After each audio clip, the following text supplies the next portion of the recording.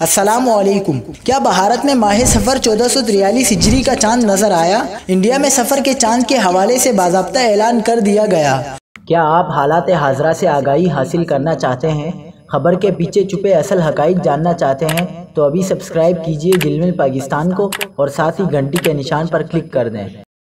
मैंने पिछली वीडियो में बताया था कि इंडिया में 8 सितंबर 2021 बुध की शाम को सफ़र का चांद लाजमी नज़र आएगा।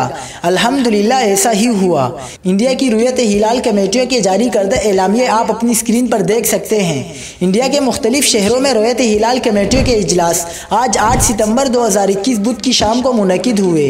इस दौरान चांद नज़र आने से मुताल्लिक मुताद्दिद शहादतें मौसूल हुई और बड़ी तादाद में लोगों ने चांद का मुशाहिदा किया, जिसके बाद इंडिया की मुख्तलिफ रुयत हिलाल कमेटियों ने ऐलान किया कि आज बुध की शाम को मुल्क में सफ़र 1443 हिजरी का चांद नजर आ गया है। लिहाजा हिंदुस्तान में कल 9 सितंबर 2021 बरोज़ जुमेरात यकुम सफ़र होगी। यूं पाकिस्तान और इंडिया इस्लामी तारीख में दोबारा एक साथ जुड़ गए। पाकिस्तान में भी यकुम सफ़र 9 सितंबर बरोज़ जुमेरात होगी।